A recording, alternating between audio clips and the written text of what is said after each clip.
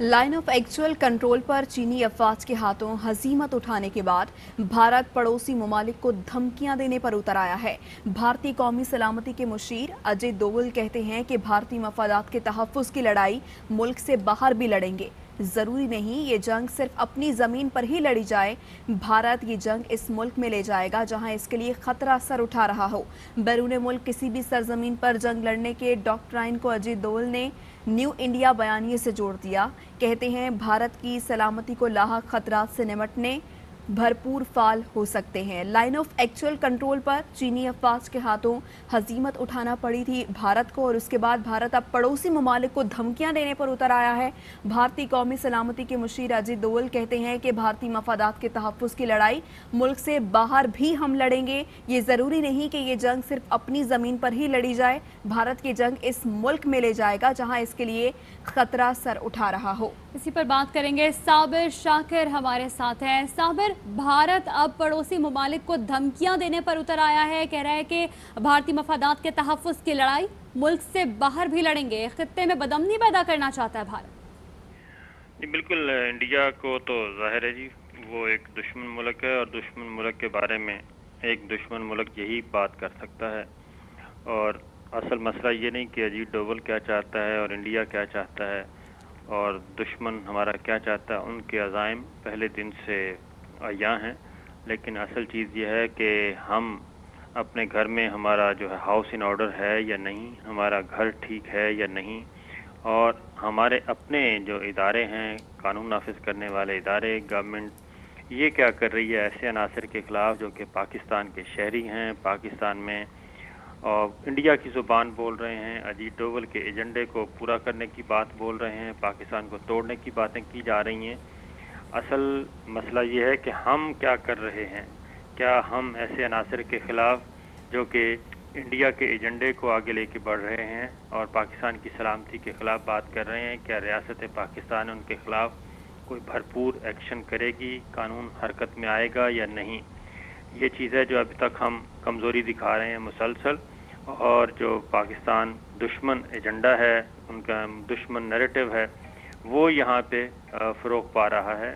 और वो तमाम के तमाम वो खा गुजरांवाला में, खा वो कराची में या कोयटा में जितने भी जलसे, 3 जलसे हो चुके हैं, और इसके अलावा जो मीडिया टॉक्स होती हैं, और उसमें भी जो तमाम के तमाम पाकिस्तान के शहरी हैं और पाकिस्तान के कानून से इनहराफ कर रहे हैं, आइन से इनहराफ कर रहे हैं, उनके खिलाफ कार्रवाई होनी चाहिए। ठीक है, साबिर शाकिर हमारे साथ मौजूद थे और अपना मौक़िफ़ दे रहे थे। लाइन ऑफ एक्चुअल कंट्रोल पर चीनी अफवाज के हाथों हजीमत उठाने के बाद भारत पड़ोसी ममालिक को धमकियां देने पर उतर आया है। भारतीय कौमी सलामती के मुशीर अजय डोवल कहते हैं कि भारतीय मफादात के तहफ़्फ़ुज़ की लड़ाई मुल्क से बाहर भी लड़ेंगे। ज़रूरी नहीं ये जंग सिर्फ अपनी ज़मीन पर ही लड़ी जाए, भारत की जंग इस मुल्क में ले जाएगा जहां इसके लिए खतरा सर उठा रहा हो। दिफाई तज्ज़ियाकार एजाज अवान साहब हमारे साथ मौजूद हैं, उनसे बात करेंगे। एजाज साहब, आखिर क्या वजह है कि भारत खत्ते में अमन नहीं चाहता, उसको अमन पसंद ही नहीं है, अब धमकियां देने पर उतर आया है और कहता है कि अपने मफादात के तहफ़्फ़ुज़ की लड़ाई अब मुल्क से बाहर लड़ेंगे? जी देखिए, इस वक्त वो जिस शेर की पीठ पे सवार हैं वो एक अजीब नशे में मुब्तला नजर आती है मुझे। जो हिंदुस्तानी लीडरशिप है ये प्रियम्पटिव स्ट्रेटजी की बात कर रहे हैं कि हम खतरे के लिए दूसरे मुल्क की सरजमीन पर जाकर लड़ेंगे। ये समझते हैं ये अमेरिका बन गए हैं और बाकी कंट्रीज वियतनाम या अफगानिस्तान है, इनके 2 नेबर्स हैं और बाकी 4 को तो ये कमोबेश दबाते रहते हैं।